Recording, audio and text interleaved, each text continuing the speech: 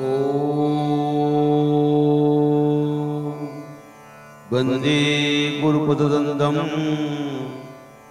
भक्तवृन्दसमन्वितं श्रीचैतन्यप्रभुं वन्दे नित्यानन्दसहोदितं श्रीनन्दनन्दनं वन्दे राधिकाचरणोदयं गोपीजनसमायुक्तं वृन्दावनमनोहरम्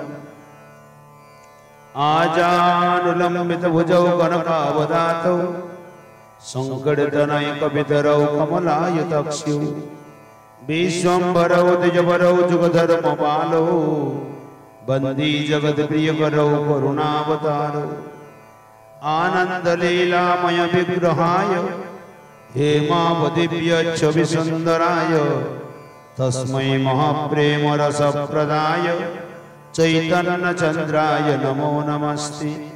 पञ्चतत्त्वात्मकं कृष्णं भक्तरूपस्वरूपकं भक्तावतारं भक्ताख्यं नमामि भक्तशक्तिकम्।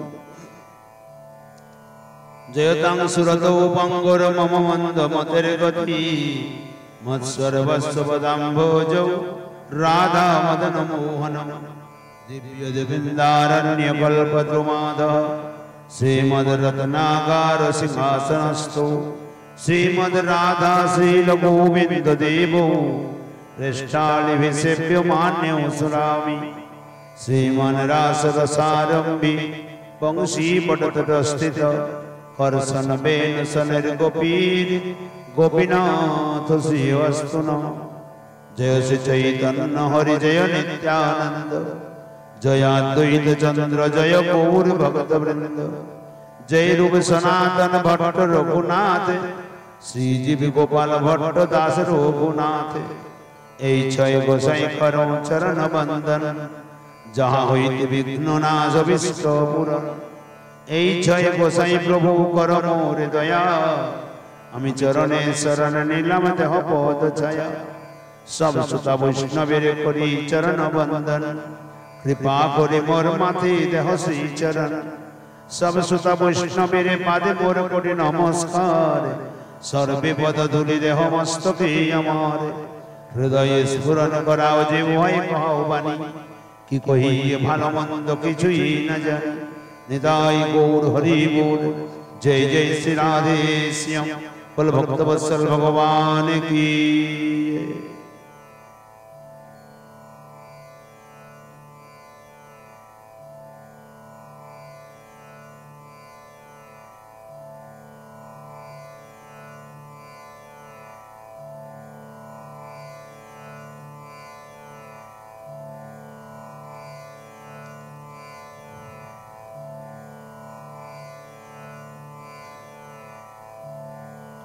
सर्वप्रिय मादृशमेर परमाराध्यतम अस्मदीय श्री गुरु पाद पद्मे शंखातीत भूलंकृत दंडवत प्रणिपादर्पणांतर समुपस्थित सभाय समूह साधु संत महात्मा वैष्णव भक्त श्रोत्री मंडलीर चरणारविंदे असंख्य असंख्य प्रणिपादर्पण करी तदनंतर अर्चित विग्रह वंदना।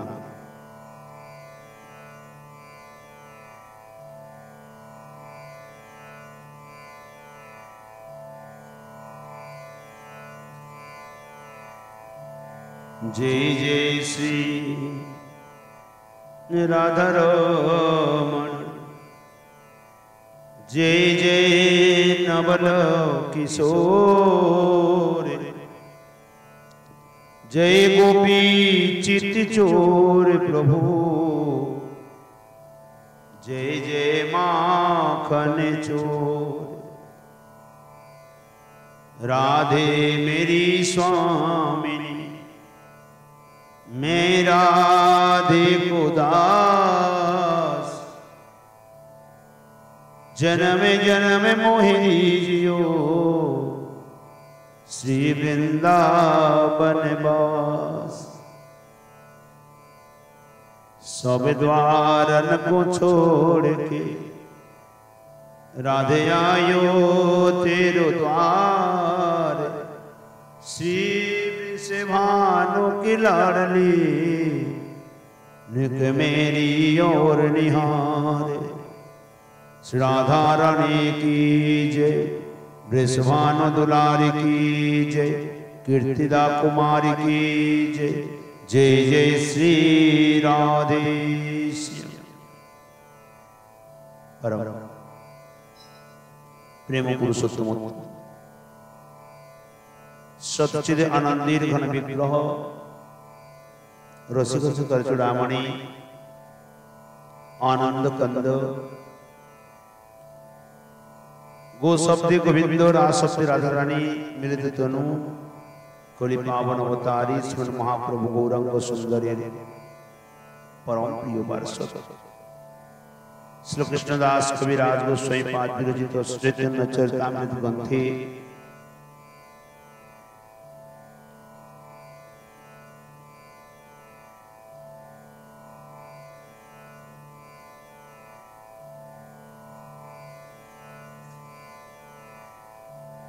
नित्य प्रति कथामृत स्वर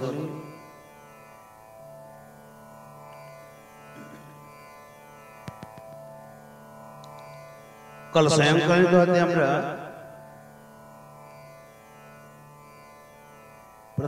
प्रथम आदिलीला प्रथम परिच्छेदे 21 श्लोक श्रवण करছিলাম चतुश्लोकी भागवत संबंधी कथा।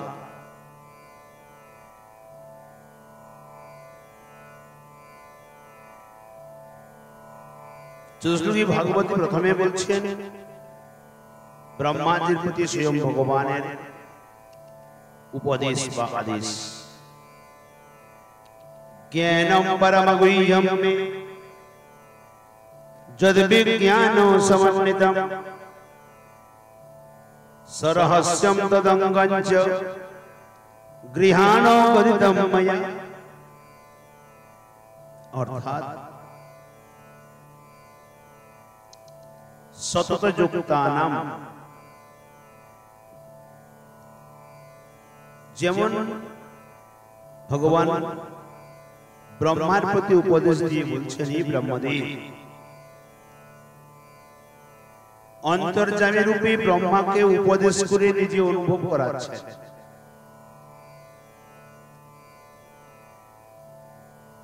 আর কি বলছেন না হে ব্রাহ্মণ আমার সম্বন্ধে পরম গোপনীয় যে তত্ত্ব জ্ঞান তা আমি তোমাকে বলিতেছি তুমি গ্রহণ করো।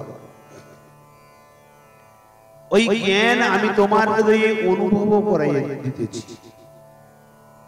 আমার যে জ্ঞান যদি বিজ্ঞান সমন্বিত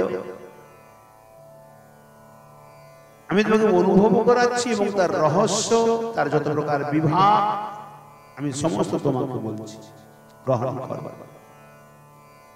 শ্রী ভগবান বাইরে আচার্য রূপে প্রসঙ্গ কি ছিল আমাদের আচার্য চৈতন্য পুষা অর্থাৎ স্বয়ং ভগবান অন্তরে অন্তর্যামী গুরু রূপে আচার্য রূপে হৃদয়ে ভাব জাগরিত করা অজ্ঞানকে দূরে সরিয়ে দেন আর ভগবত জ্ঞানকে অন্তরে জাগরিত করিয়ে দেন। তাই এখানে ওই কথাটিকে বলছেন বাহিরে আচার্য রূপে নিজের রূপ প্রকাশ করেন এবং অন্তর্যামী রূপে হৃদয়ে নিজের অনুভবকে তিনি জন্মিয়ে দেন জাগ্রত করিয়ে দেন। এই প্রমাণ রূপে এখানে বলেছেন শ্রী ভগবান ব্রহ্মার সম্বন্ধে এই রূপ করেছিলেন শ্রীমদ্ ভাগবত প্রমাণ পাওয়া যায়। শ্রী ভগবান ব্রহ্মাকে কি রূপে উপদেশ দিয়েছিলেন জ্ঞানটি তো দিয়েছেন কিভাবে দিয়েছেন না বিষয়ের ভগবত বিষয়ে যেটি উপদেশ করলেন এটি অনুভব করিয়ে দিলেন। জগৎ সৃষ্টি করিতে ইচ্ছুক হইয়া কি রূপে সৃষ্টি করিবেন ভগবানের নাভি পদ্মে অবস্থিত ব্রহ্মা ইহা বহুকাল চিন্তা করিলেন। ব্রহ্মাজি বহুকাল পর চিন্তা করছেন আমাকে ভগবান সৃষ্টি করলেন জগৎ সৃষ্টি করার জন্য কিন্তু আমি সৃষ্টি করব কি করে মনে মনে ভাবছেন। অবশেষে তিনি বুঝতে পারলেন কেউ তাকে তপস্যা করতে বলছে। তপস্যায় সন্তুষ্ট, তপস্যায় বসে গেলেন। আর তপস্যায় সন্তুষ্ট হয়ে শ্রীমন নারায়ণ বৈকুণ্ঠনাথ দর্শন দিলেন। ব্রহ্মা আনন্দ চিত্তে সমগ্র ঐশ্বর্য বৈকুণ্ঠ ধামকে দর্শন করলেন ব্রহ্মাজি। তদনন্তর বৈকুণ্ঠে সপরিকর শ্রী নারায়ণকেও দর্শন করলেন। শ্রী নারায়ণ ব্রহ্মার কর স্পর্শ করিয়া তাহাকে বর প্রার্থনা করিতে আদেশ করিলেন। তখন ব্রহ্মা শ্রী নারায়ণের তত্ত্ব জানিতে অভিলাষ করিলেন। যিনি কি, যে আপনি কে, নারায়ণ কি জানতে চাইলেন। শ্রী নারায়ণ তার উত্তরে বললেন, কৃপা করে বলছেন, হে ব্রহ্মদেব, জ্ঞানম পরম গুহ্যম মে, আমার পরম গোপনীয় জ্ঞানটা আমি তোমাকে দান করছি, তত্ত্ব উপদেশ করছি।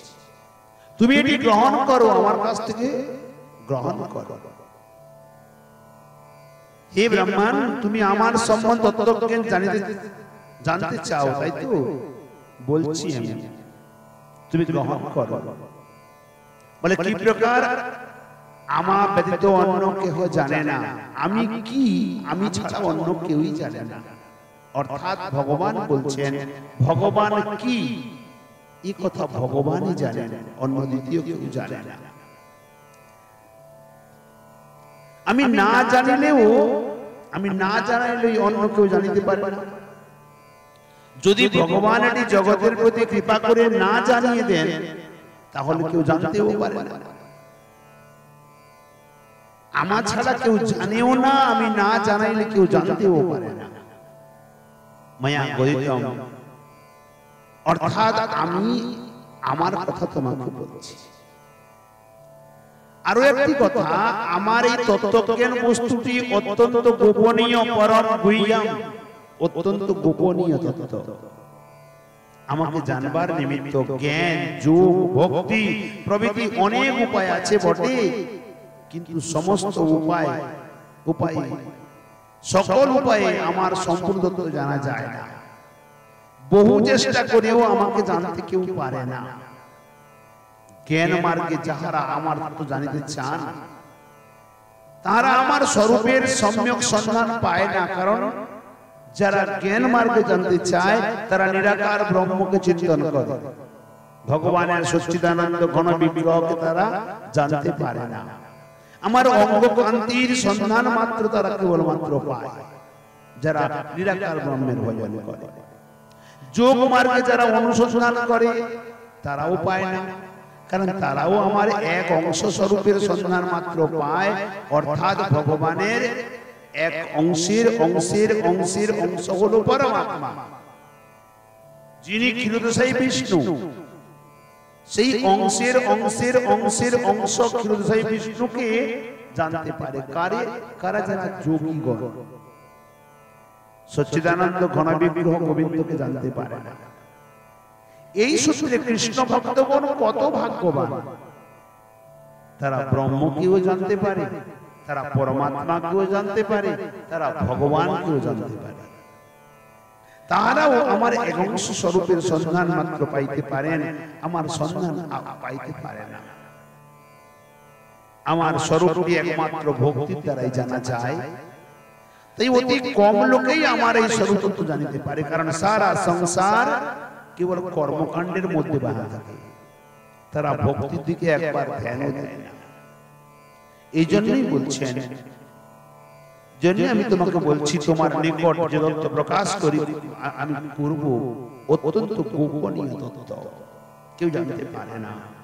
আমি আমার তত্ত্ব প্রকাশ করিব কথায়, তোমাকে আমি ভাষার মাধ্যমে সেই কথাগুলি তোমাকে বলবো। সেই কথা তুমি শোনা মাত্রেই শুনিয়া স্মরণ করিয়া ও রাখিতে পারো, ওকে শ্রবণ করিয়া তুমি স্মরণ করে রাখতে পারো। কিন্তু আমি যাহা বলিব কেবল কানে শুনিয়েই তাহার কোনো ধারণা করে তুমি পারবে না। আমি যেটা তোমাকে বলবো তুমি কানে শুনে কেবল ধারণা করবে, অসম্ভব, করতে পারবে না। ধারণা করিতে হইলে হৃদয়ে অনুভবের প্রয়োজন। তুমি নিজে নিজেও তাহা অনুভব করিতে পারিবে না। কেউ যদি মনে করে আমি নিজে নিজে ভগবানকে জেনে যাব, অনুভব করব, অসম্ভব। অন্তর্যামী রূপে আমি চিত্তে অনুভব করাইয়া না দিলে কেহই আমার তত্ত্ব অনুভব করিতে পারে না।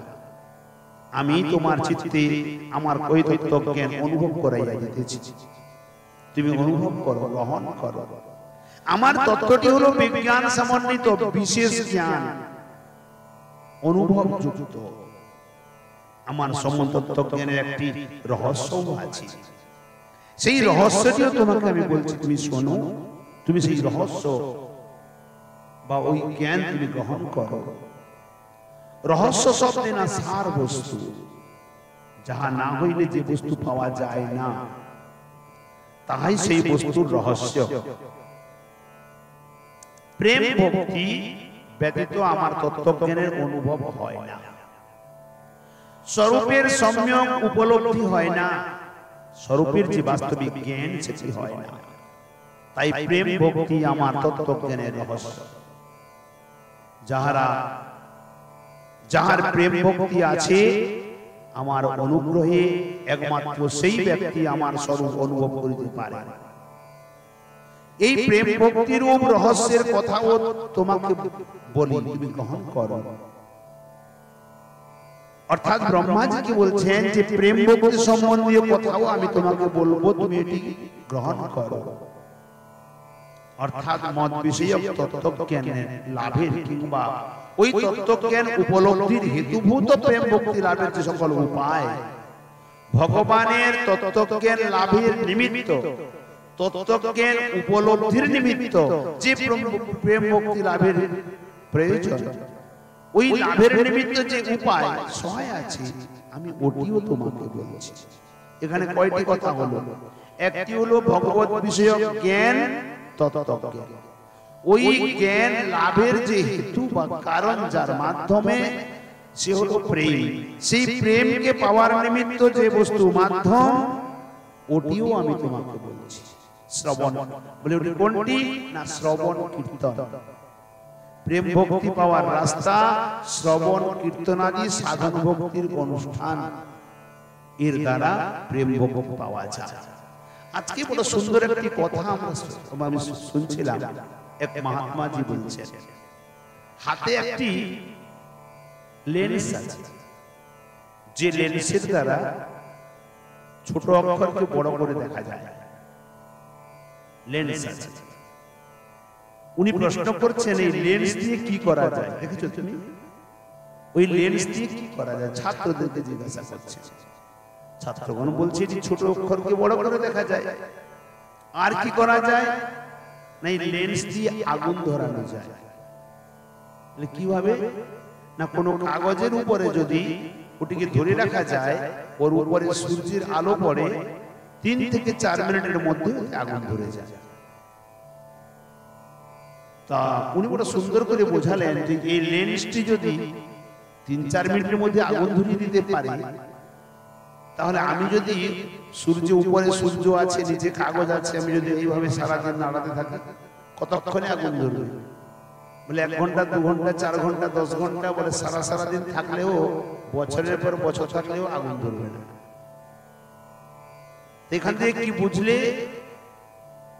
আমাদের মন যদি এক গোবিন্দতে কেন্দ্রীভূত হয়, তাহলে গোবিন্দ লাভ হয়ে যাবে।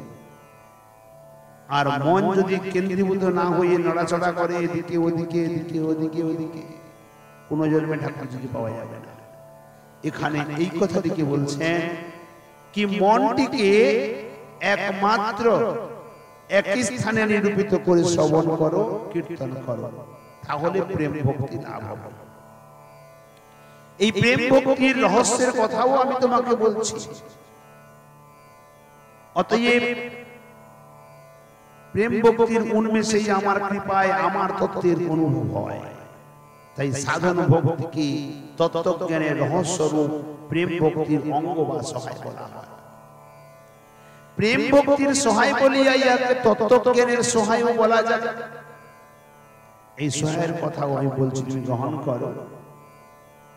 তদঙ্গঞ্চ শব্দে হস্ত পদাদি অঙ্গ যেমন দেহ রক্ষার সহায়, হাত পা আদি শরীর রক্ষার যেমন সহায়, তদ্রূপ শ্রবণ কীর্তন আদি সাধন ভক্তি প্রেম ভক্তি লাভের এবং তত্ত্বজ্ঞান লাভের সহায় বলিয়া সাধন ভক্তিকে প্রেম ভক্তির বা তত্ত্বজ্ঞানের অঙ্গ বলা হয়েছে।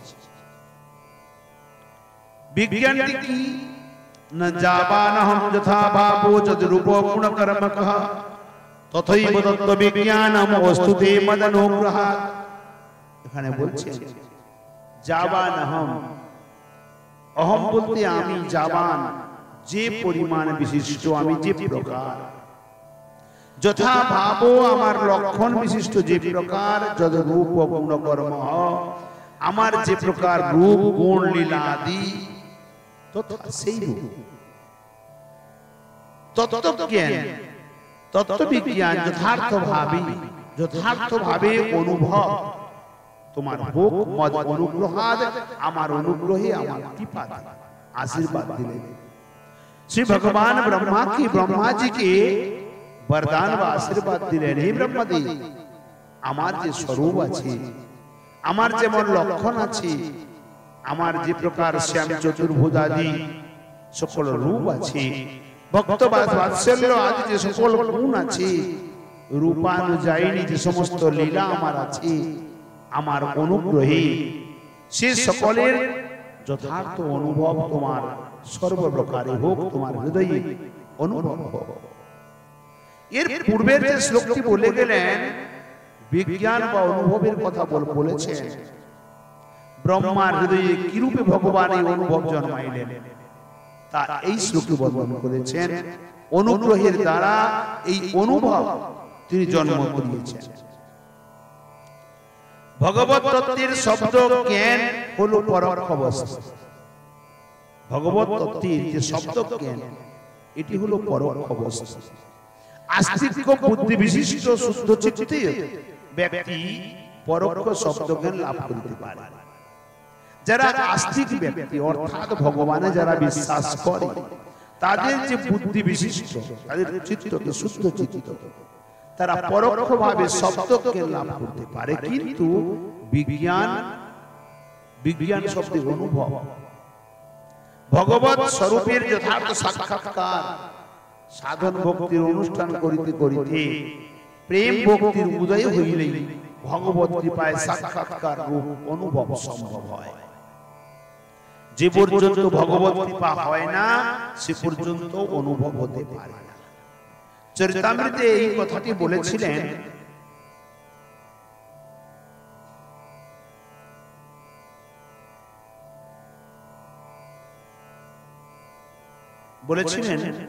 সার্বভৌম পণ্ডিত, ঈশ্বরের কৃপালেশ হয়তো যাহারে সেই তো ঈশ্বর তত্ত্ব জানিবারে পারে। যার প্রতি ঈশ্বরের কৃপা হয় সেই ভগবত তত্ত্বকে জানতে পারে, আর যার প্রতি হয় না সে জানতে পারে না। এখানে ব্রহ্মাজির প্রতি আশীর্বাদ দিয়েছে, এই বলেছেন আমার অনুগ্রহী আমার সম্বন্ধে তোমার যথার্থ অনুভব হোক। কে বলেছিলেন? গোপীনাথ আচার্য। এই পদটি বলেছিলেন কাকে? সার্বভৌম পণ্ডিত পুরী ধামে। কোন বস্তুর স্বরূপ শক্তি এবং শক্তির কার্য না জানিলে সেই বস্তুর সম্যক তত্ত্বজ্ঞান লাভ হইয়াছে বলা যায় না। কোন বস্তুর যে বাস্তবিক পরিচয়, তার শক্তি বা তার কার্য সম্পর্কে পূর্ণ জ্ঞান যে পর্যন্ত না হয়েছে সে পর্যন্ত তত্ত্বজ্ঞান হয়েছে বলে বলা যায়। ভগবত তত্ত্বের সম্যক অনুভবের পক্ষে ও ভগবানের স্বরূপ, তাহার শক্তি, শক্তির কার্যের অনুভব একান্ত প্রয়োজনীয়। তাই এই সকলের প্রত্যেক বিষয়ে যেন ব্রহ্মার হৃদয়ে অনুভব জন্মে, তজ্জন্য শ্রী ভগবান আশীর্বাদ প্রদান করবেন।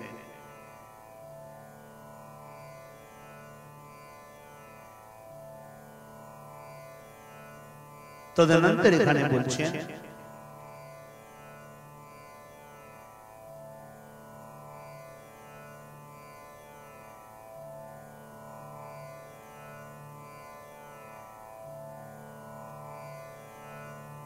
যথা ভাব শব্দের স্বরূপ যাবান যদরূপ গুণ কর্ম কহ শব্দের শক্তির কার্যসূচিত ওখানে করেছেন যাবানহম শব্দে না স্বরূপত আমি যেরূপ পরিমাণ বিশিষ্ট। ভগবান কত বড়, ছোট না বড় না মাঝারি?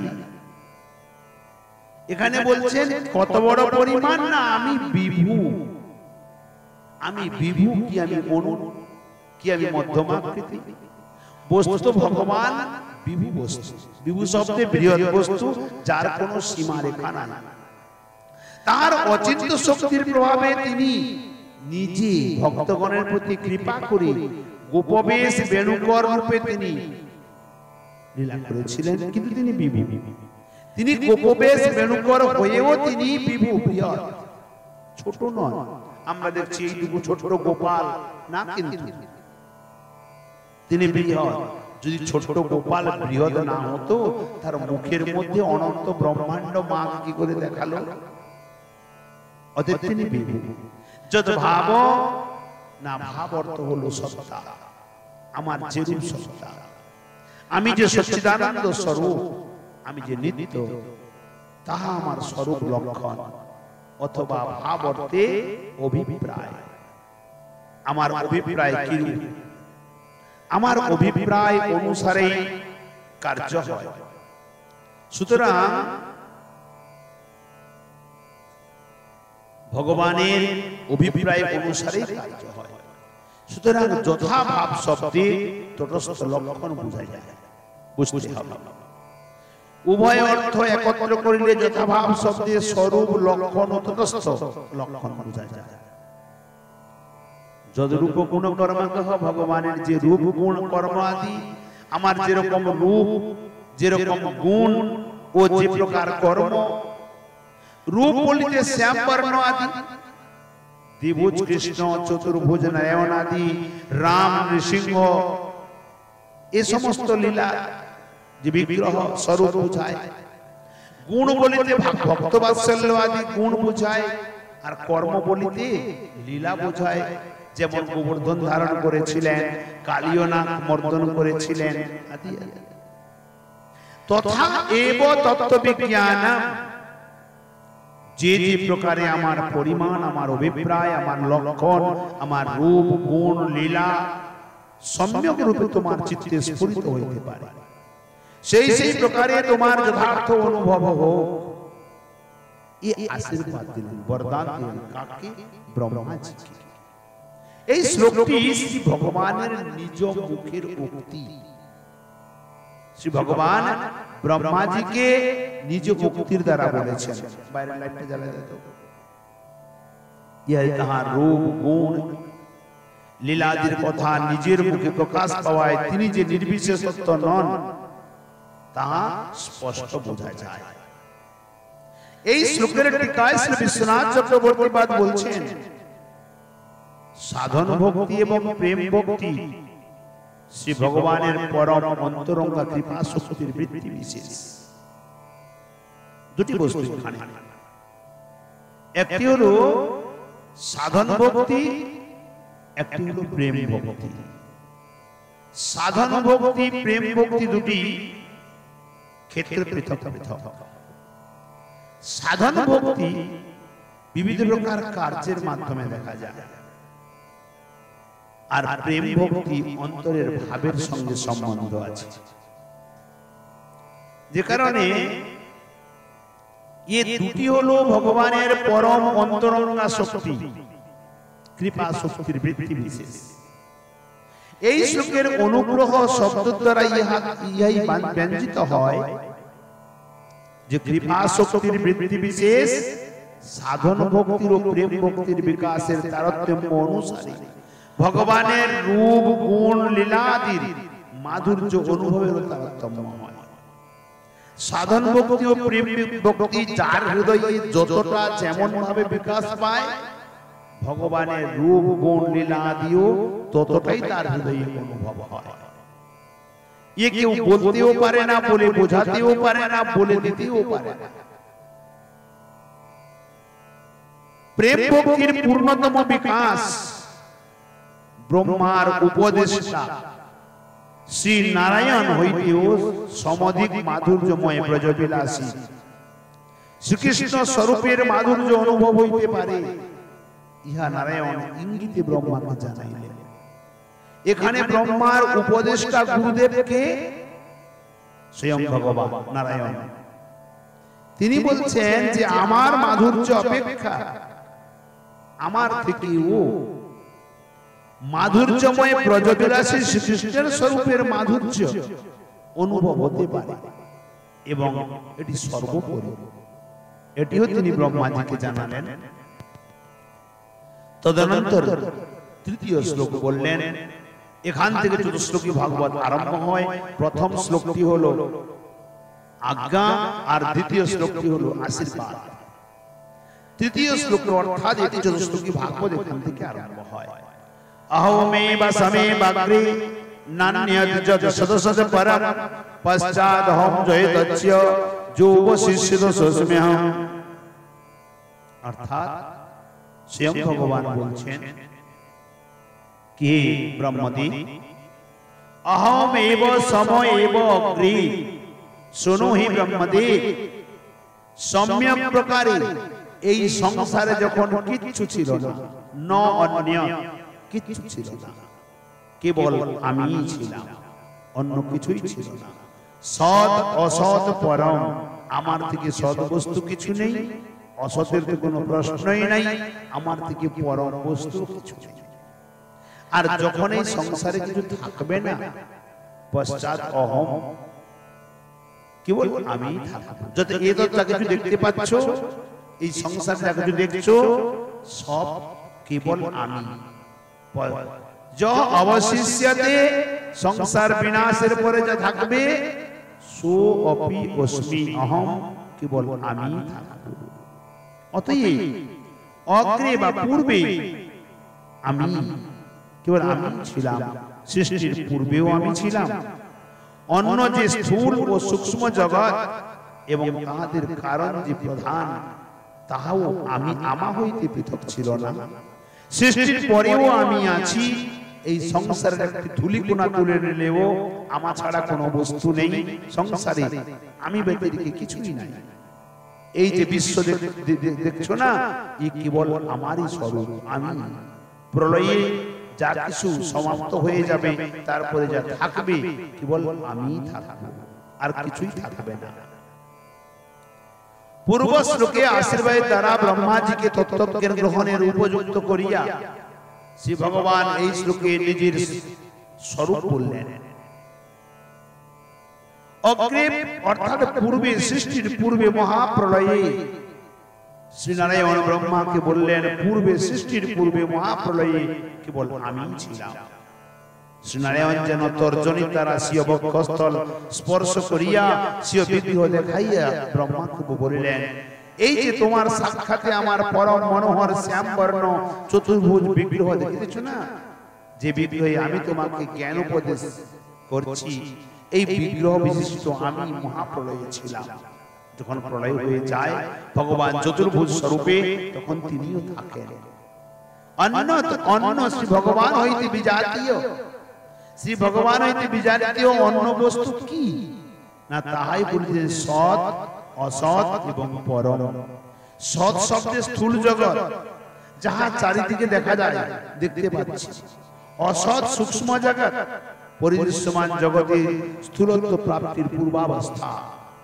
আর পরম স্থূল ও সূক্ষ্ম জগতের কারণ রূপ প্রধান বস্তু, জগতের উপাদান ভূত সত্য রজতম রূপ প্রকৃতি, ইহারা জড় বস্তু। আর শ্রী ভগবান চিৎ বস্তু, তাই ইহার শ্রী ভগবান হইতে বিজাতীয় বস্তু। মহাপ্রলয়ে এই সমস্তেরও পৃথক অস্তিত্ব ছিল না, কিচ্ছু ছিল না। কারণ মহাপ্রলয়ে স্থূল জগৎ সূক্ষ্মে, সূক্ষ্ম জগৎ প্রধানে লীন থাকে। আর প্রধান তখন অন্তর্মুখতা বশত শ্রী ভগবানের সংকর্ষণ স্বরূপে লীন থাকে। সুতরাং মহাপ্রলয়ের তাহাদের পৃথক বস্তু থাকে না। এখানে কি প্রকার বললেন না স্থূল জগৎ যেটি আমরা দেখতে পাচ্ছি এই সংসারে যখন মহাপ্রলয় হয় এই স্থূল জগৎটি সূক্ষ্মের মধ্যে বিলীন থাকে। সূক্ষ্ম প্রধান অর্থাৎ প্রকৃতিতে বিলীন থাকে। প্রকৃতি অন্তর্মুখী অবস্থা হওয়ার নিমিত্ত সংকর্ষণ স্বরূপী ভগবানের লীন থাকে। এই জন্য প্রলয়ের সময়ে ভগবান ব্যতীত অন্য কোন সৎ অসৎ পরম কিচ্ছু থাকে না। সুতরাং মহাপ্রলয়ে তাহাদের পৃথক অস্তিত্ব থাকে না। শ্রী ভগবান বললেন মহাপ্রলয়ে কেবল আমি ছিলাম, এই পরিদৃশ্যমান জগৎও ছিল না, এই জগতের সূক্ষ্মাবস্থাও ছিল না, এবং তাই জগতের কারণ যে প্রকৃতি তাহাও পৃথকভাবে ছিল না। প্রকৃতি আমাতেই অর্থাৎ আমার সংকর্ষণ স্বরূপে লীন ছিল। শ্রীধর সাহিব বললেন শ্রুতি স্মৃতিতেও এই উক্তির অনুকূল প্রমাণ পাওয়া যায়। শ্রুতি অর্থাৎ বেদ, স্মৃতি ও বেদ, এতে অনুকূল প্রমাণ পাওয়া যায়। বাসুদেব বা ইদমগ্র আসেন্ন ব্রহ্মাণ শঙ্করঃ एको नारायण आसीन्न ब्रह्माण्डे सान इत्यादि श्रुतिभिया क्रमसंदर्भोद्धृत श्रुति वचने বলছেন সৃষ্টির পূর্বে বাসুদেব বা নারায়ণই ছিলেন, ব্রহ্মাও ছিলেন না। কি বললেন এখানে? সৃষ্টির পূর্বে বাসুদেব বা ভগবান নারায়ণ তিনি ছিলেন, যেখানে ব্রহ্মাও ছিলেন না, শঙ্করও ছিলেন না, শিবজিও ছিলেন না। ভগবানকে আশেদম ইত্যাদি শ্রীমদ্ ভাগবত শ্লোকে বলেছেন। এখানে প্রশ্ন হতে পারে সৃষ্টির পূর্বে কি একা নারায়ণই ছিলেন না তাহার পরিকরাদিও ছিলেন? অবশ্যই এটা প্রশ্ন হতে পারে। মহাপ্রলয়ে নারায়ণ একাকী থাকেন। মহাপ্রলয়ে নারায়ণ একাকী ছিলেন না, তিনি ছিলেন, তাহার পরিকর বর্গও ছিলেন, তাহার ধামও ছিল। কেবল নারায়ণ নহেন, অনাদি কাল হইতে শ্রী ভগবান যে যে স্বরূপে আত্মপ্রকট করিয়া লীলা করিতেছেন, ধাম ও পরিকরের সহিত সে সমস্ত স্বরূপ মহাপ্রলয়েও বর্তমান থাকেন। কারণ এই সমস্তই নিত্য বস্তু। শ্রুতি বললেন শ্রী ভগবান নিত্য নিত্যানাম শ্বেতাহা, অর্থাৎ নিত্য বস্তু সমূহের মধ্যে তিনি নিত্য, অর্থাৎ তাহার নিত্যত্ব হইতেই অন্য নিত্য বস্তুর নিত্যত্ব। যদি ভগবান না থাকে তো ধাম কি করে থাকবে, পরিকর কি করে থাকবে?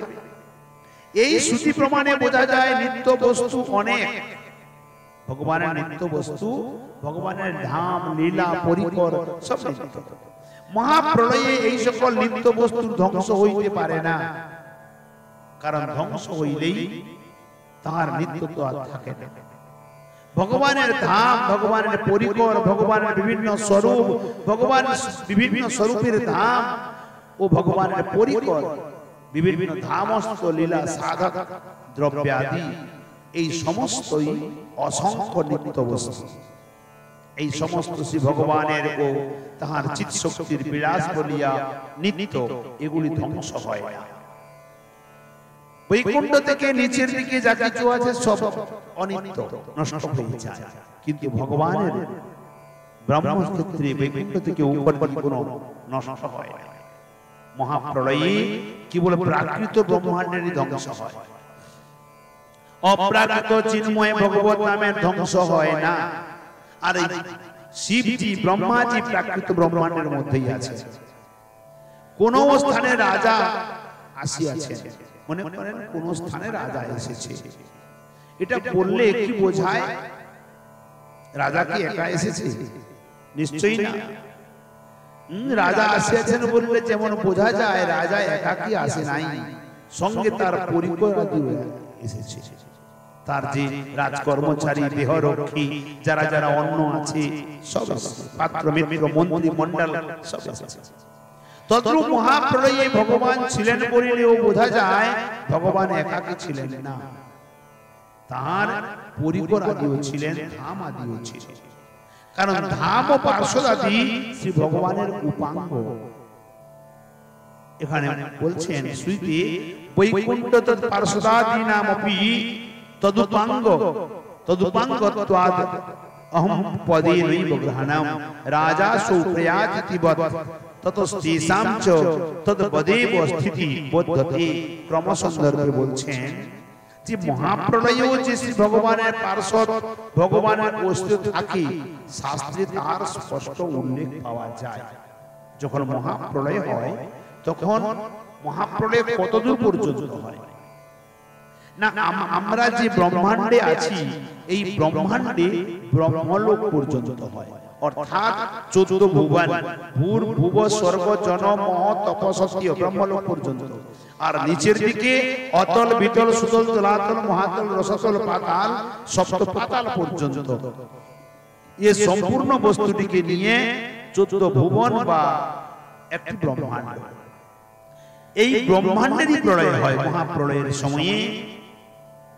তখন ভগবান নিত্য এবং নিত্য থাকেন। প্রশ্ন হইতে পারে সাকার হইলে তিনি কি রূপে বিভু? সর্বব্যাপক তিনি হইতে পারেন। তিনি যদি সাকার মূর্তি হন তিনি সর্বব্যাপক কি করে হবেন? কারণ যার আকার আছে, যার আকার আছে তার অন্ত আছে, আরম্ভ শেষও আছে, আরম্ভও আছে, তিনি ব্যাপক কি করে হন? সর্বগত অচঞ্চল শক্তির প্রভাবে সাকার হইয়াও তিনি বিভু হইতে পারেন। বিভূত ভগবানের স্বরূপগত ধর্ম। স্বরূপগত ধর্ম কখনো স্বরূপকে ত্যাগ করে না। অগ্নি নির্বাপকত্ব জলের স্বরূপগত ধর্ম, অগ্নিকে নেভানো জলের স্বরূপগত ধর্ম। তাই খুব গরম জল হলেও যদি ফুটন্ত গরম জলও হয় সেও আগুনকে নিভিয়ে দেয়। তদ্রূপ ভগবানের সকল স্বরূপেরই তাহার স্বরূপগত ধর্ম বিভক্ত আছে। নরবপু শ্রীকৃষ্ণ তাহার পরিচ্ছিন্নবাদ, প্রতীয়মান নরদেহে সর্বগ অনন্ত বিভূতিনি। কেবল শ্রীকৃষ্ণ নয়েন, স্বয়ং ভগবান শ্রীকৃষ্ণ যে যে স্বরূপে অনাদিকাল হইতে আত্মপ্রকট করিয়া তিনি লীলা করছেন, যে যে স্বরূপে তাহারা সকলেই এবং তাহাদের প্রত্যেকের ধাম সর্বগ অনন্ত বিভু। এজন্য চরিতামৃতে বললেন প্রকৃতির পাপ পার পরব্যোম নামে ধাম, কৃষ্ণ বিগ্রহ জয়ছে বিভূতাদি গুণবান। প্রকৃতি কতদূর পর্যন্ত না ব্রহ্মাণ্ডে যেখানে শেষ সেখান পর্যন্ত। অতএব তারপরে হলো পরব্যোম নামে ধাম, যেখানে কৃষ্ণ বিগ্রহের বিভূতাদি গুণবান, যেখানে বিভূতি শব্দে বিভু বৃহৎ আদি। তিনি কি প্রকার না সর্বগ, যিনি সর্বত্র গমন করতে সক্ষম, অনন্ত যার অন্ত নেই, যিনি বিভু, যিনি বৃহৎ বিস্তার ব্যাপক। কি বস্তু না বৈকুণ্ঠাদি ধাম। কৃষ্ণ কৃষ্ণ অবতারের তাহাই বিশ্রাম। ভগবান পৃথিবীতে লীলা করতে আসেন কিন্তু বিশ্রাম করেন বৈকুণ্ঠে। কিন্তু শ্রীকৃষ্ণ তাহার ক্ষুদ্র মুখগহ্বরে যশোদা মাতাকে অনন্ত কোটি ব্রহ্মাণ্ড এক্ষুনি বলেছিলেন এবং বৃন্দাবন ধামায় দেখিয়েছিলেন। যদি মুখগহ্বর বিভু না হইলে না হতো, ইহা সম্ভব হইত না। ভগবানের মুখগহ্বর যদি বিস্তার সর্বগ বিভু না হতো তাহলে কি সম্ভব হতো? এটি সম্ভব হতো না। দ্বারকা লীলায় অনন্ত কোটি ব্রহ্মাণ্ডের ব্রহ্মাগণ একই সময়ে শ্রীকৃষ্ণের পাদপীঠে প্রণাম করিয়াছিলেন। ভগবান দ্বারকা লীলাতে যখন লীলা করছিলেন এক সময়ে তিনি অনন্ত কোটির ব্রহ্মাকে ডেকেছিলেন। অনন্ত ব্রহ্মাণ্ডের ব্রহ্মা, সব ব্রহ্মা এসে একসঙ্গে দ্বারকাধীশের চরণে মাথা রেখে প্রণাম করেছিলেন। প্রত্যেক ব্রহ্মা মনে করছেন শ্রীকৃষ্ণ তারই ব্রহ্মাণ্ডে আছে। যদি শ্রীকৃষ্ণ বিভু না হতেন অনন্ত কোটি ব্রহ্মাণ্ডের ব্রহ্মা ধরলো কি করে, এলো কি করে? আরেকটি সাধারণ কথা দেখা যায়, বহু বস্তু শাস্ত্রানুসার আমাদের মেলে না। কেমন? গিরিরাজ গোবর্ধন সম্বন্ধে বর্ণনা করেছেন। গিরিরাজের গোবর্ধনের লম্বা চওড়া উচ্চতা গভীরতা কত না? গিরিরাজের উচ্চতা হলো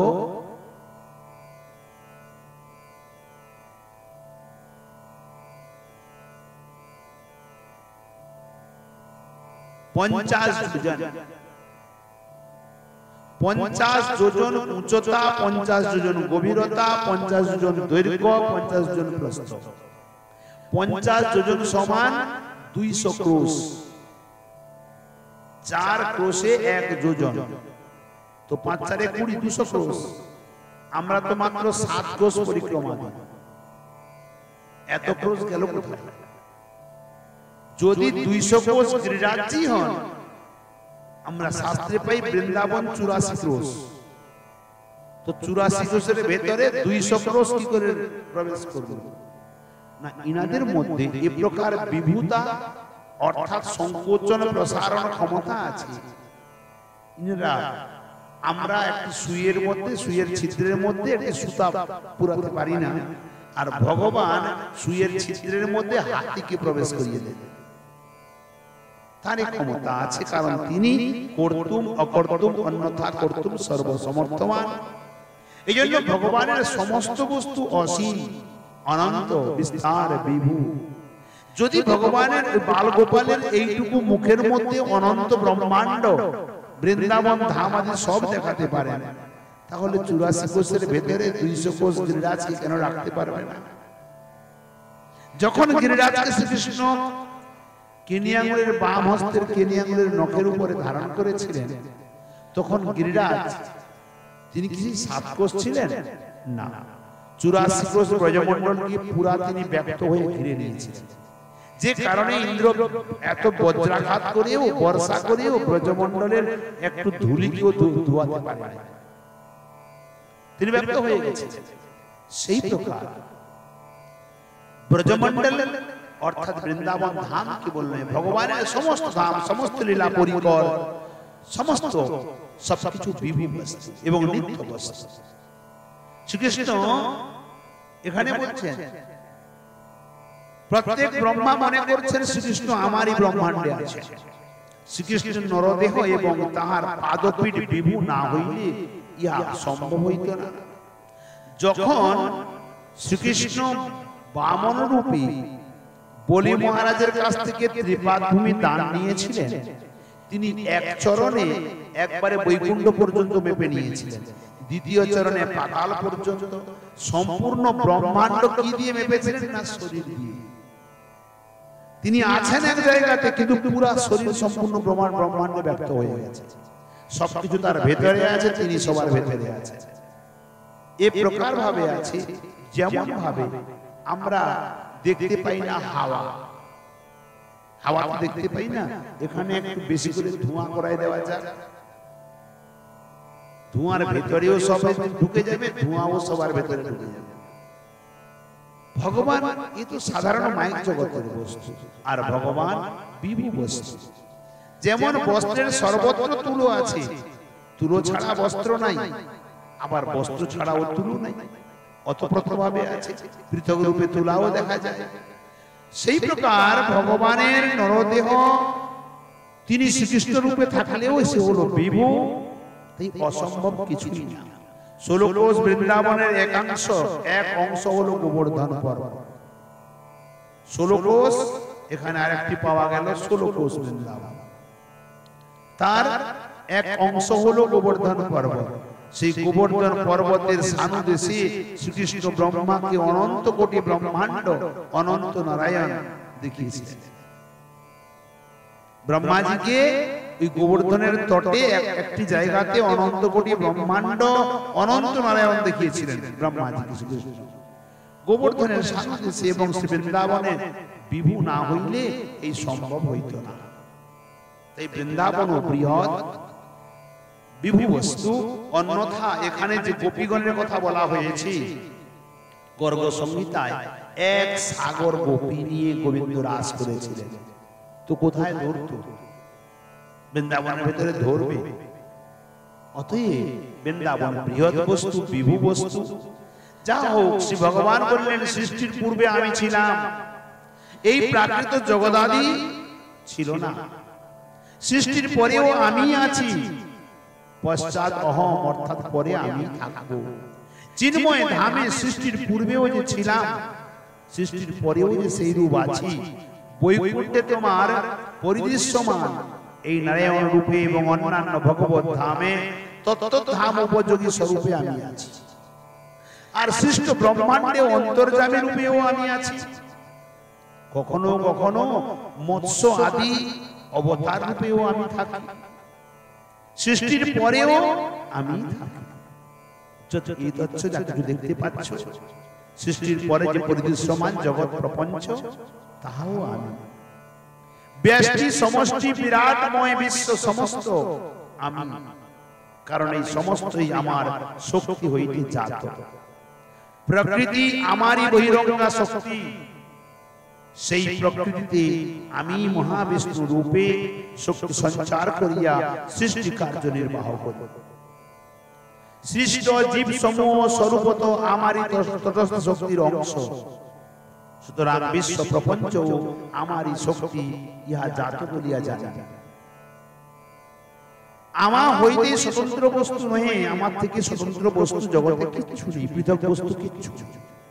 जो অবশিষ্যতে মহাপ্রলয়ে সমস্ত প্রাকৃত ব্রহ্মাণ্ড ধ্বংস হয়ে গেলে যা অবশিষ্ট থাকে তাহাও আমি। তখনও আমি সপরিবারে বিভিন্ন ধামে বিভিন্ন রূপে লীলা করিতে থাকি।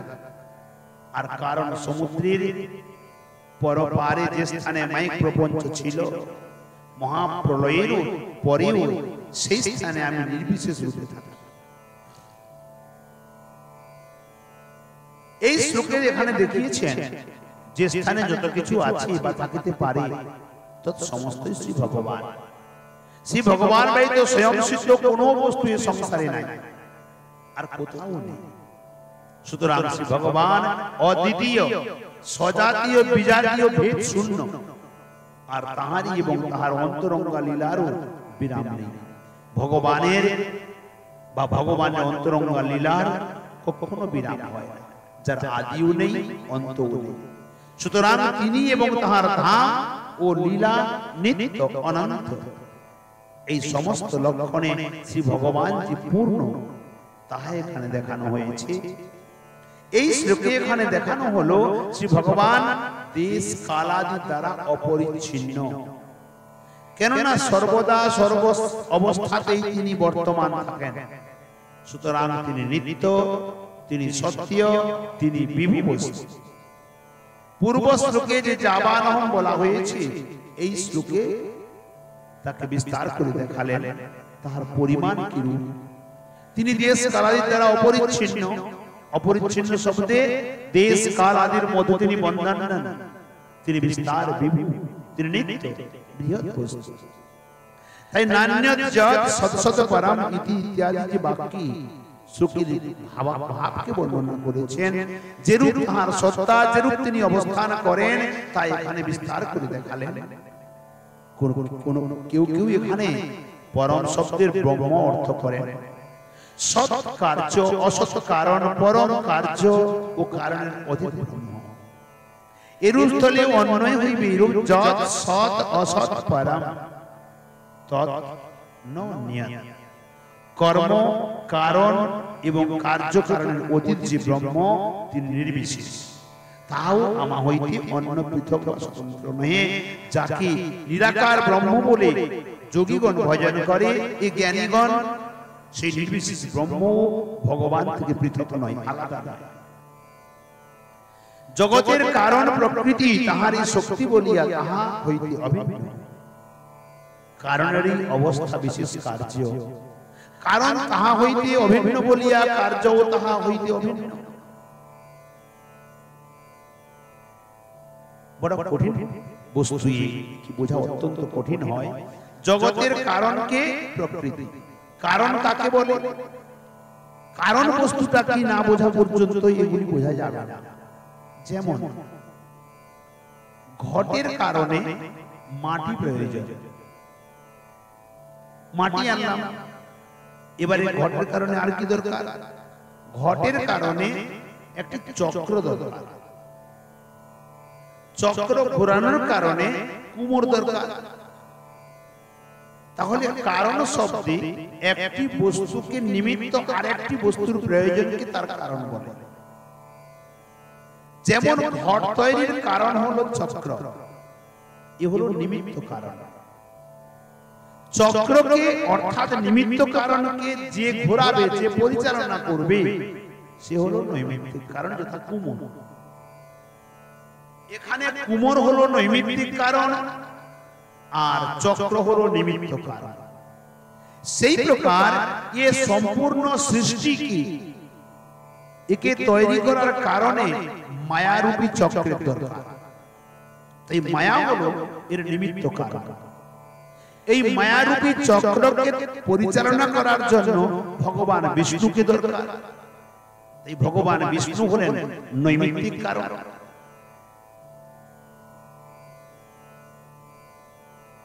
ভগবান বিষ্ণু হলেন নৈমিত্তিক কারণ। নিমিত্তকে যে পরিচালনা করে সে নৈমিত্তিক কারণ।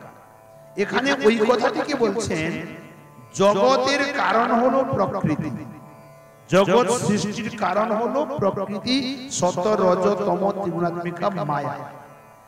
তাহারই শক্তি বলিয়া তাহা হইতে অভিন্ন, অর্থাৎ ওই মায়া আবার ভগবানের অভিন্ন শক্তি, যাকে ভগবত গীতায় বলছেন মম মায়া দৈবী জেসা গুণময়ী মম মায়া। এই যে গুণময়ী মায়া, সত রজ তম ত্রিগুণাত্মিকা গুণময়ী মায়া, এটি আমার মায়া। কার? ভগবানের মায়া। তাই ভগবান থেকে অভিন্ন। এই কারণেরই অবস্থা বিশেষ কার্য, কারণ তাহা হইতে অভিন্ন বলিয়া কার্যও তাহা হইতে অভিন্ন। যেহেতু মায়ারূপী কারণ ভগবান থেকে অভিন্ন, সেহেতু কার্যটাও তার থেকে অভিন্ন। এই রূপে সৎ ও অসৎ তাহা হইতে যে পৃথক নহে, তাহা এখানে বোঝা যায়। মহাপ্রলয়ে সৎ ও অসৎ সমস্তই অন্তর্মুখতা বশত তাহাতে লীন থাকে, ভগবানের মধ্যে লীন থাকে। প্রাকৃত প্রপঞ্চে তখন সবিশেষ বস্তু কিছুই থাকে না। এই প্রপঞ্চ জগতে প্রকাশ রূপে সৎ অসৎ পরম কিছু থাকে না, অর্থাৎ প্রাপঞ্চিক জগৎও থাকে না, তখন মায়াও থাকে না, জীব শক্তি তখনও থাকে না, সমস্ত ভগবানের লীন থাকে। প্রপঞ্চে তখনও তিনি থাকেন, ভগবান তখনই প্রপঞ্চ জগতে থাকেন, কিন্তু নির্বিশেষ ব্রহ্মরূপে, ব্রহ্মস্বরূপে, নির্বিশেষ ব্রহ্মস্বরূপে ভগবান তখন এই প্রাপঞ্চিক জগতে তিনি ব্যক্ত থাকেন। আর বৈকুণ্ঠ আদিতে থাকেন সবিশেষ ভগবত রূপে। সুতরাং সর্ব অবস্থায় সকল স্থানে তিনিই থাকেন। ইহাই এখানে জানালেন যে যখন এই সৃষ্টি সমাপ্ত হয়ে যাবে, তখন কি ব্রহ্মাণ্ডটা যখন নষ্ট হয়ে গেল, এখানে কি শূন্য পথে সম্পূর্ণ খালি হয়ে যাবে? তখন কিছু থাকবে না, সম্পূর্ণ ব্রহ্মাণ্ড ধ্বংস হয়ে গেল। জল স্থল অনল আকাশ বাতাস সব নষ্ট হয়ে গেল, কিছু থাকলো না। তখন এখানে কি থাকবে? কিছু তো থাকবে। ভগবান বলছেন আমি নিরাকার ব্রহ্ম স্বরূপে সম্পূর্ণ ব্রহ্মাণ্ডে তখন আমি ব্যক্ত থাকি। ব্রহ্মাণ্ড শূন্য কখনো থাকে না। ইহার দ্বারা তিনি যে সর্বজ্ঞ, অনন্ত, বিভু এবং তিনি যে ব্রহ্মের প্রতিষ্ঠা, ব্রহ্মণই প্রতিষ্ঠাহম, এখানে তো জানালেন। এই রূপে অর্থেও যথা ভাবত্বই এখানে প্রকাশিত হয়। অতঃপর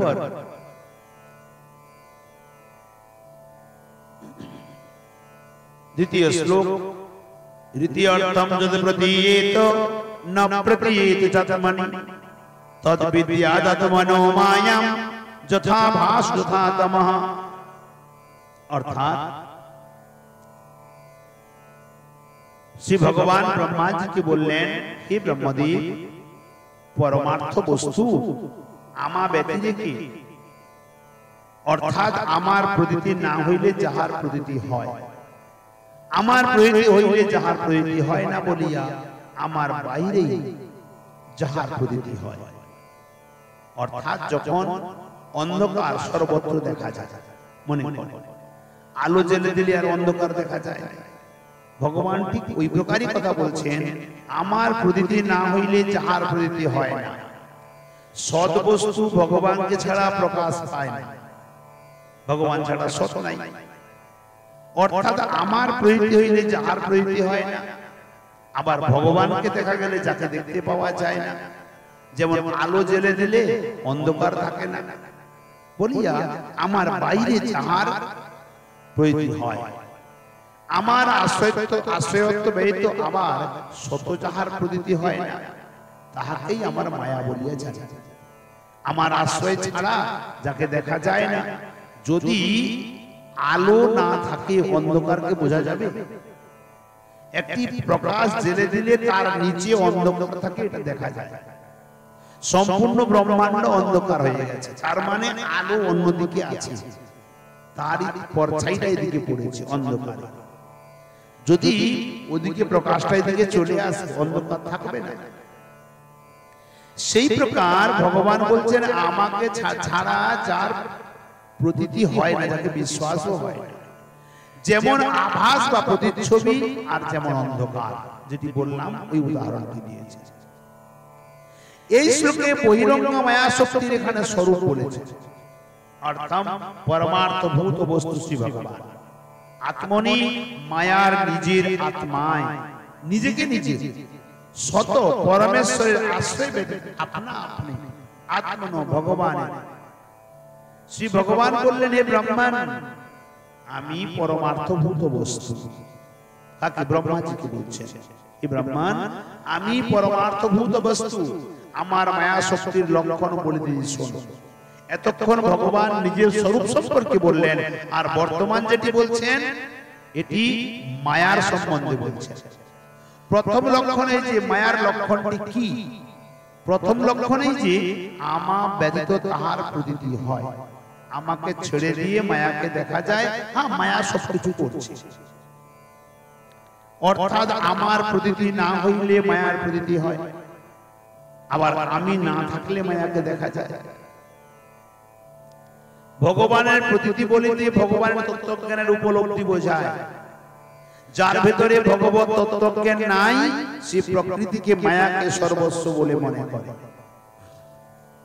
প্রতীতি শব্দে প্রতিগামান উন্মুখতা, ভগবানের প্রতীতি ভগবত উন্মুখতা। যে ব্যক্তি ভগবানের উন্মুখ হয়ে আছে, সে মায়ার দিকে ফিরে তাকাবে না। আর মায়ার প্রতীতি, মায়ার প্রতি উন্মুখতা হলে ভগবানের দিকে তাকাবে না। মায়ার কার্যসমূহকে সত্য বলিয়া মনে করা, অর্থাৎ ভগবত উপলব্ধি তার মধ্যে নাই। যে ব্যক্তি মায়ার, এখন বলে না এই জগতে বহু ব্যক্তি আছে বলে সব প্রকৃতি দ্বারাই হয়, ভগবান ভগবান কিচ্ছু না, বলে না অনেকে। ওরা নাস্তিক, ওরা ভগবানকে মানে না, সব প্রকৃতি দ্বারাই সব আপনা আপনি হয়। অর্থাৎ ওই ব্যক্তির ভগবত উপলব্ধি নাই। ভগবত উপলব্ধি না হইলে, ভগবত উন্মুখতা না জন্মিলে, যাহার কার্যকে বা যাহাকে সত্য বলিয়া মনে হয় তাহাই মায়া। এই লক্ষণে ইহা স্ফীত হইল যে যাহার ভগবত তত্ত্ব উপলব্ধি করিতে পারে নাই যারা, কিংবা যাহারা ভগবত বহির্মুখ, তাহারাই মায়াকে বা মায়ার কার্যকে সত্য বলিয়া মনে করে। আরো সূচিত হইতেছে যে ভগবত প্রতীতি হইলে মায়ার প্রতীতি হয় না। একবার যদি কারো ভগবত উন্মুখতা হয়ে যায়, সে আর মায়াকে সত্য বলে মনে করে না। ভগবত অনুভব যাহাদের আছে, কিংবা যাহারা ভগবত উন্মুখ, তাহারা বুঝতে পারেন যে মায়ার কার্য বা মায়া মিথ্যা, অনিত্য বস্তু। তাহারা কখনো মায়ার প্রতি উন্মুখ হন না। মায়িক সুখ ভোগা দিতে তাহারা প্রলুব্ধ হন না। ইহাও বোঝা যায় যে ভগবানের বাইরেই মায়ার প্রতীতি। ভগবান যেখানে, সেখানে মায়া নাই। চরিতামৃতকার বড় সুন্দর বললেন কবিরাজ গোস্বামীপাদ, কৃষ্ণ সূর্য সম মায়া হয় অন্ধকার, যাহা কৃষ্ণ তাহা নাহি মায়ার অধিকার। যেখানে কৃষ্ণ বস্তু আছে সেখানে মায়ার অধিকার। আমরা তো প্রহিত তৎপ্রহিতাম প্রতীতীয় ভাবাৎ মাত্র বাহিরিব যস্য প্রতীতি অর্থঃ ভগবৎ সন্দর্ভ। ভগবানের বাইরে বলিতে ভগবানের অভিব্যক্তি স্থানের চিন্ময় ভগবত রাজ্যের বাইরে বুঝিতে হইবে, কারণ বিভু বস্তুর বহির্ভাগ কল্পনাতীত। শ্রী ভগবান মায়ার আরো একটি লক্ষণ এখানে বলেছেন, যত আত্মনি চ ন প্রতীত, যাহা আপনা আপনি প্রতীত হয় না, আমার আশ্রয়ত্ব ব্যতীত যাহার সত্য হইতে নাই। মায়া যদি ভগবানের আশ্রয়ে না থাকে জগতে প্রকাশ পায় না। যদিও ভগবত প্রীতি না হইলে মায়ার প্রীতি হয়। ভগবানকে যারা বিশ্বাস করে না তারাই মায়াকে মনে শক্ত মনে করে, তথাপি মায়া সর্বদাই ভগবত আশ্রয়ে অবস্থিত। ভগবানের আশ্রয়ে মায়া থাকে। ভগবত আশ্রয় ব্যতীত মায়ার স্বতন্ত্র সত্তা নাই। মায়া যে ভগবানের শক্তি তাহাই ইহার দ্বারা প্রমাণিত হয়। কারণ শক্তিমানের আশ্রয় ব্যতীত থাকিতে পারে না। পূর্ব লক্ষণে বলেছেন ভগবানের বাইরেই মায়ার প্রতীতি। সুতরাং মায়া যে ভগবানের বহিরঙ্গা শক্তি ইহা এখানে প্রমাণিত হয়। মায়ার এই দুটি লক্ষণকে আরো পরিস্ফুট করিবার অভিপ্রায়ে ভগবান দুটি দৃষ্টান্ত দিয়েছেন। যথা আভাস যথা তমঃ। যেমন আকাশ সূর্যের প্রতিচ্ছবি পৃথিবীর জলে দেখা যায়। আকাশে আছে সূর্য, পৃথিবীতে জলে দেখা যায়, জলে ভগবানের প্রতিচ্ছবি ভাসে, এ হলো আভাস। সূর্যের এই প্রতিচ্ছবি সূর্য হইতে দূরে প্রকাশ হয়। সূর্যের বহির্ভাগে অবস্থিত থাকে। সূর্য থাকে আকাশে, প্রতিচ্ছবি থাকে পৃথিবীতে।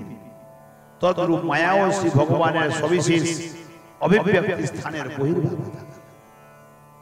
ভগবানের সবিশেষ অভিব্যক্তি স্থান পরব্রহ্মাদি চিন্ময় রাজ্য, আর মায়ার অভিব্যক্তি স্থান হলো প্রাকৃত ব্রহ্মাণ্ড। ভগবান থাকেন কোথায় না বৈকুণ্ঠে, আর মায়া থাকে ব্রহ্মাণ্ডে। তার প্রতিচ্ছবি হলো ব্রহ্মাণ্ড।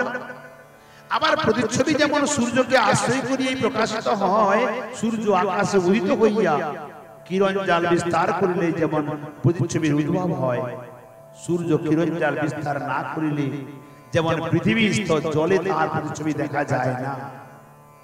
যেমন মেঘাচ্ছন্ন দিবসে কি রাত্রিতে তদ্রূপ মায়াও শ্রী ভগবানকে আশ্রয় করিয়ে প্রকাশিত হয়। শ্রী ভগবান যখন তাহার সৃষ্টিকারিণী শক্তির বিকাশ করেন তখন মায়ার অভিব্যক্তি হয়, আর ভগবান যখন তার সৃষ্টিকারিণী শক্তির বিকাশ করেন না, যেমন মহাপ্রলয়ে, তখন মায়ার অভিব্যক্তি থাকে না।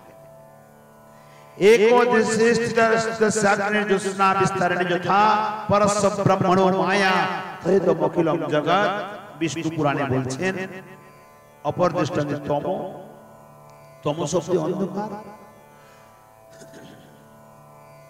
অন্ধকার যেমন আলোকের বহির্ভাগে, আলোক হইতে দূর দেশে প্রেরিত হয়। যে স্থানে আলোক থাকে সে স্থানে অন্ধকার প্রতীতি হয় না, দেখা যায় না। তদ্রূপ মায়াও শ্রী ভগবানের অভিব্যক্তি স্থানের বহির্ভাগে প্রকাশ পায়। ভগবানের অভিব্যক্তি স্থানে মায়ার প্রকাশ নাই। অর্থাৎ অর্থম রীতে যত প্রতীয়িত, আবার যে স্থানে জ্যোতি আলোক সে স্থানে অন্ধকার প্রকাশ না পাইলে জ্যোতি ব্যতীত অন্ধকারের প্রতীতি হয় না। অন্ধকারের অনুভব হয় চক্ষুর দ্বারা। চক্ষু জ্যোতিরাত্মক ইন্দ্রিয়। হস্ত পদার্থ যেমন সমস্ত ইন্দ্রিয় জ্যোতিরাত্মক নহে, সেই সমস্ত ইন্দ্রিয় আদি অন্ধকারের অনুভব হয় না। হাতের দ্বারা, পায়ের দ্বারা, পিঠের দ্বারা, কানের দ্বারা, নাকের দ্বারা, মুখের দ্বারা অন্ধকারকে দেখা যায়? অনুভব হয়? হয় না। চোখের দ্বারা অনুভব হয়, কারণ চক্ষু জ্যোতিরাত্মক ইন্দ্রিয়। অতএব ভগবানের জ্যোতি প্রকাশ চক্ষুর মাধ্যমে জগতে প্রকাশ পায়। সেই সমস্ত ইন্দ্রিয়ার দ্বারা অন্ধকারের অনুভব হয় না। সুতরাং জ্যোতির আশ্রয়ে অন্ধকারের প্রতীতি হয়। জ্যোতির সাহায্য ব্যতীত অন্ধকার নিজে নিজের প্রতীতি জন্মাইতে পারে না। তদ্রূপ শ্রী ভগবানের আশ্রয়ে মায়ার অভিব্যক্তি। ভগবানের আশ্রয় ব্যতীত মায়া নিজেকে নিজে অভিব্যক্তি করতে পারে না। যথা অন্ধকারো যথান্ধকারো জ্যোতিশ্বর অন্যত্রৈব প্রতীয়তে জ্যোতির্বিনা চ ন প্রতীয়তে জ্যোতিরাত্মানা চক্ষুষৈব তদ প্রতীতির ন পৃষ্ঠাদিনেতি তথেয়ম অপি ইতি এব জ্ঞেয়ম ভগবৎ সন্দর্ভে।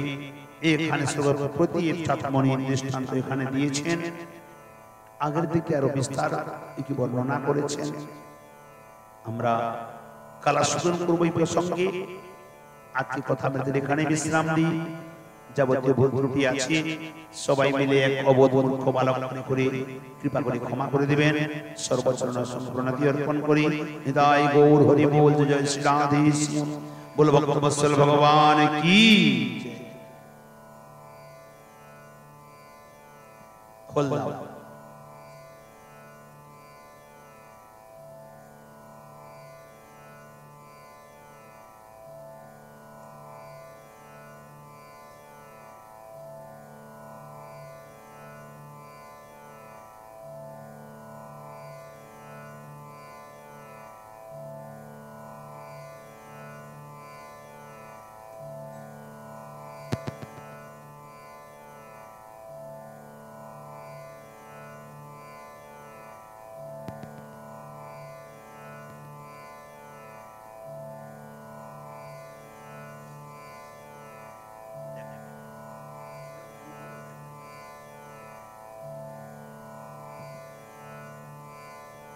बोल भक्तवत्सल भगवान की जय। राधा रानी की जय। जय जय राधे कृष्ण गोविंद। जय जय राधे कृष्ण गोविंद। राधे गोविंद राधे गोविंद राधे गोविंद राधे गोविंद। जय जय राधे कृष्ण गोविंद। जय जय श्याम सुंदर मदन मोहन वृंदावन चंद्र। जय जय साउंड आसे ना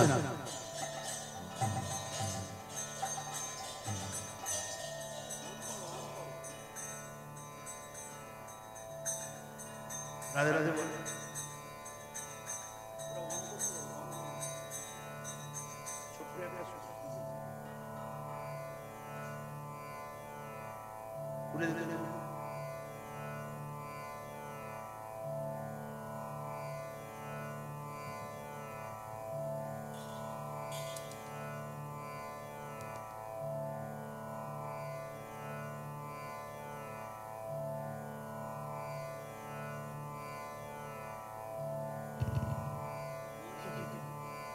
राधे जय राधे।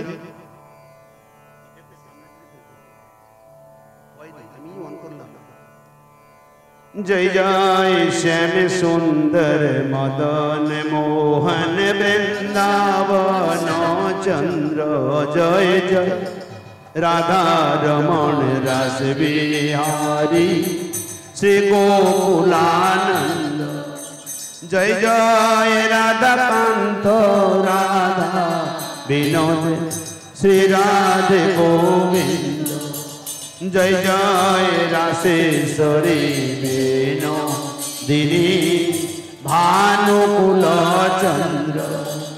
जय जय ललिता विशाखा आदि जत सखी बिंद। जय जय श्री रूप मंजरी आदि मंजरी आनंद। जय जय पूर्णमासी कुंदलता। जय बीरावृंद তোমরা সবে মিলে কর দয়া আমি অতি মন্দ আমায় কৃপা করি দাও হে যুগল চরণার বিন্দ যেন ব্যাকুল প্রাণে গাইতে পারি হারাধে গোবিন্দ গাইতে পারি হারাধে গোবিন্দ যেন গাইতে পারি হারাধে গোবিন্দ জয় জয় রাধে কৃষ্ণ গোবিন্দ জয় জয় রাধে কৃষ্ণ রাধে গোবিন্দ শ্রী গৌরাঙ্গ নিত্যানন্দ শ্রী অদ্বৈত चंद्र गदाधर शिवासादि गौर भक्तवृंद जय श्री कृष्ण चैतन्य प्रभु नित्यानंद हरे कृष्ण हरे राम श्री राधे गोविंद हरे कृष्ण कृष्ण कृष्ण हरे हरे हरे राम राम राम हरे हरे हरे कृष्ण कृष्ण कृष्ण हरे हरे हरे राम राम राम हरे हरे हरे कृष्ण कृष्ण कृष्ण हरे हरे हरे राम राम राम हरे हरे निताय गौर हरि बोल हरि बोल हरि बोल हरि बोल हरि बोल हरि बोल हरि बोल हरि बोल हरि बोल हरि बोल